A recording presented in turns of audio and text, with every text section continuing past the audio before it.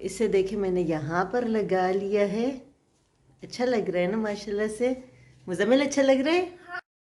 बिस्मिल्लाहिर्रहमानिर्रहीम। अस्सलाम वालेकुम वीवर्स, कैसे हैं आप सब? उम्मीद है खैरियत से होंगे। मैं भी बिल्कुल ठीक ठाक हूँ, अल्लाह का शुक्र है। मुज़म्मिल भी अल्लाह का शुक्र है अल्हम्दुलिल्लाह पहले से बेहतर है। मैं भी पहले से काफ़ी बेहतर हूँ। गला थोड़ा सा ख़राब है। चलो वे लोग को करते हैं स्टार्ट। आज आप लोग के साथ क्या क्या शेयर करते हैं, तो चले देखते हैं। यहाँ पे ये इस तरीके से मैंने इसको लगा लिया है, ये देखें शीट के ऊपर। और इसको मैं मज़ीद थोड़ा सा डेकोरेट करूँगी साइड से। तो यहाँ पे इसको मैं हल्का हल्का इस तरीके से दबाऊंगी। इसके नीचे मैंने चारों तरफ से समत बॉन्ड लगा लिया है। और ये जो है ना, इसका जो शीट है ना, ये बहुत ही ज़बरदस्त है ये, क्योंकि ये बहुत पुराना है, पहले का पड़ा हुआ था। आगे आप लोगों के साथ शेयर करूँगी ये मैं कहाँ से लाई हूँ। फ़िलहाल मैं इसको थोड़ा सा डेकोरेट करूँगी।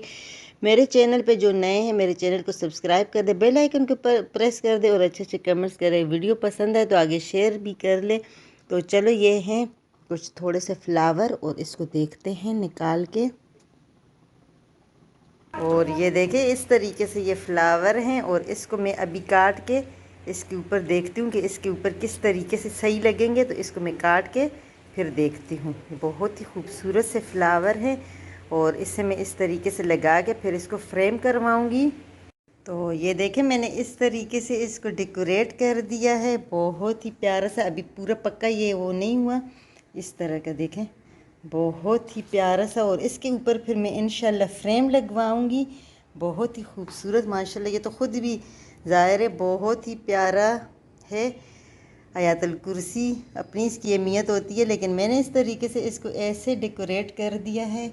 और इसके ऊपर जब फ्रेम इंशाल्लाह लगेगा ना, फिर आप लोग को इसके फ़ाइनल लुक दिखाऊंगी। अभी इसके ऊपर मैं रखूंगी थोड़ा सा ये बुक्स कि ये बिल्कुल पक्के हो जाए। मैंने इसको समझ बॉन्ड के साथ और समझ बॉन्ड से मैंने इसको पक्का कर दिया। और इस तरीके से मैं इसको रख दूँगी कि ये अच्छे से मज़बूत हो जाए।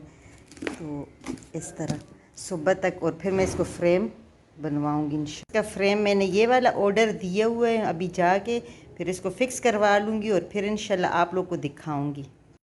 तो यहाँ पे ये देखें मेरे पास थी ये वाली रोटियाँ कुछ, इसको मैं छोटी छोटी कर लूँगी। और यहाँ ये मेरे पास सालन पड़े हुए थे, काफ़ी सारे जमा हो गए थे।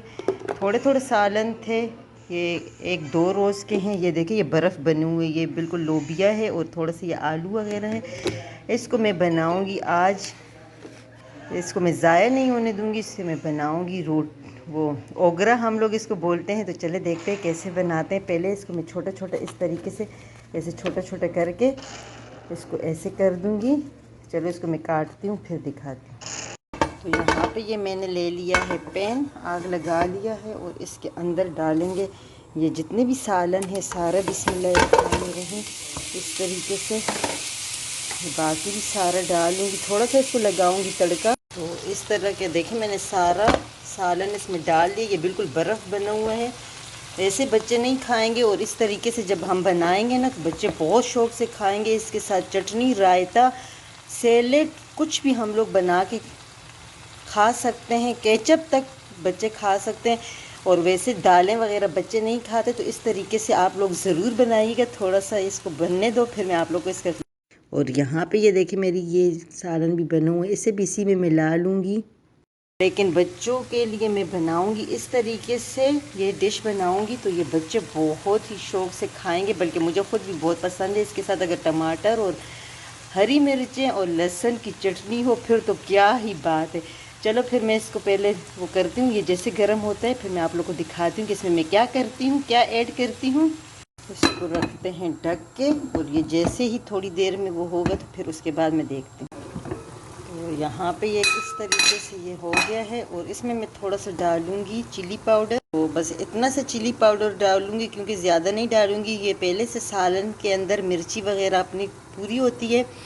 जिस तरीके से हम लोग रोटी के साथ सालन खाते हैं बस इतना ही होता है। लेकिन हल्का सा मैं टेस्ट के लिए डाल दूँगी, थोड़ा सा मैं डालूँगी इसमें गरम मसाला भी मैं थोड़ा सा इतना से ही डालूँगी, ज़्यादा नहीं। ये मैंने डाल लिया। अब बिस्मिल्लाहिर्रहमानिर्रहीम इसमें पानी इतना ऐड करूँगी कि इसके अंदर ये जितनी रोटियाँ मैंने काट के रखी हैं वो इसके अंदर डाल दूँगी। ये देखिए, रोटियों को मैंने इस तरीके से काटा है। आप अपनी मर्ज़ी से जिस तरीके से भी छोटी छोटी कर सकते हैं। मुझे इतनी चाहिए थी तो बस मैं बिस्मिल्लाहिर्रहमानिर्रहीम ये इसमें इस तरीके से ऐड करके इसको थोड़ा सा इस तरीके से इसके अंदर दबा देंगे। ये थोड़ी देर में इसके अंदर बस ये पानी के साथ जज्ब हो जाएंगे और ये थोड़ी देर के लिए पकने देंगे कि अच्छे से ये पक जाए। और इसको अभी मैं ढक के रख देती हूँ।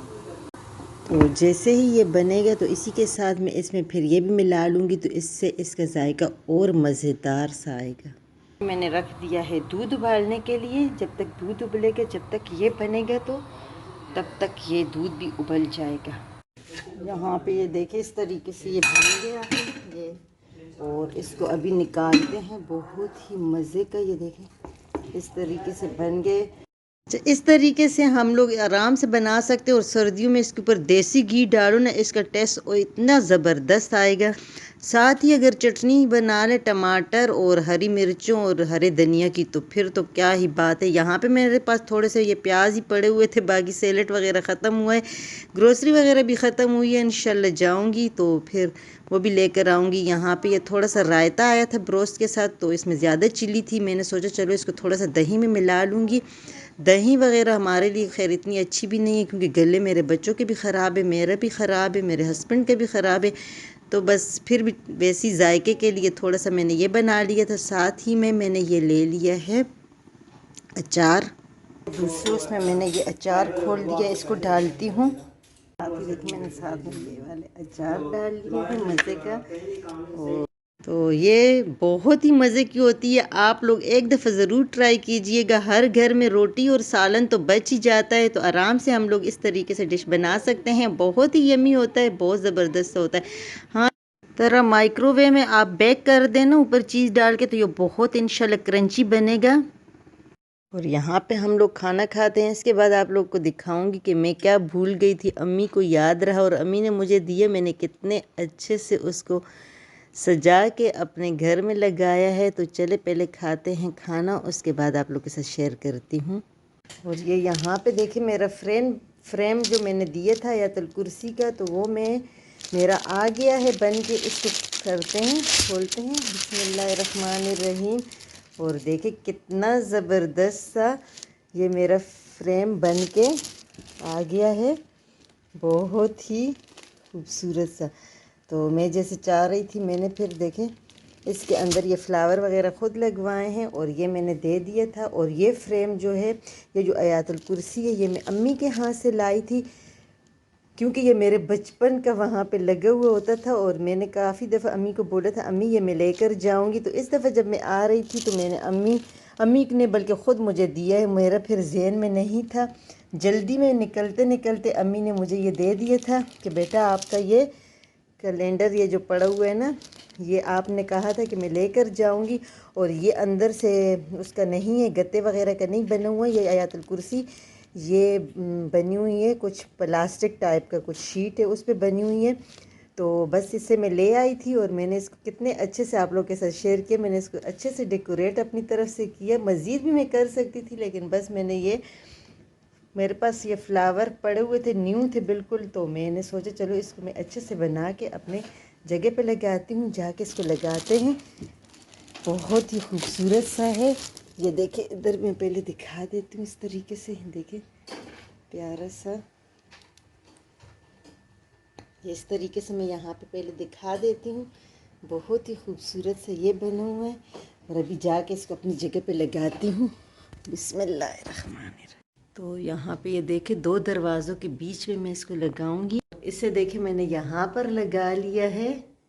अच्छा लग रहा है ना माशाल्लाह से। मुज़म्मिल अच्छा लग रहा है? हाँ या जी? जी। तो ये मैंने इस तरीके से यहाँ पे इसको लगा लिया, क्योंकि मैं अक्सर यहीं पे जा नमाज बिछा के नमाज पढ़ती हूँ। मुज़म्मिल को देखूँ, मुज़म्मिल के बाद बिखरूँ। तो बस ये बहुत ही खूबसूरत सा ये लग रहा था, मैंने सोचा आप लोग के साथ भी शेयर करती हूँ। और बहुत ही प्यारा सा है, ये देखें माशाल्लाह। मैंने इसको इस तरीके से डेकोरेट किया है। और अम्मी अगर आप देखेंगी ना, तो आप देखें मैंने इसको कितना अच्छे से डेकोरेट कर लिया है। बहुत ही खूबसूरत है माशाल्लाह। इसे मैंने बिल्कुल डाइनिंग टेबल के सामने लगाया है कि बच्चे इसको आराम से पढ़ सके और इसके तर्जुमे के साथ पढ़ सके और याद कर सके। बाकी हमें घर में छोटी छोटी इस तरीके से कुरानी आयातें लगानी चाहिए, बरकत के लिए भी, और सबसे बड़ी बात है कि उससे हम पढ़ पढ़ के ना याद भी कर सकते हैं, बच्चे ख़ास करके। तो बस यही वजह थी। बाकी इसे मैंने बहुत ही खूबसूरत सा अपने हाथों से डेकोरेट किया है। बाकी मेरे पास बहुत सारे फ्रेम है, इस तरीके से मैंने लगाए हुए हैं ड्राइंग रूम में भी और बेडरूम वगैरह में भी, लेकिन ये भी मुझे बहुत अच्छा लगा। आप लोगों को अच्छा लगे तो कमेंट्स करके बताइएगा। अपना रखिएगा ढेर सारा ख्याल, दुआ में रखिएगा याद, और फिर मिलूँगी किसी और वीडियो में। अल्लाह हाफिज़।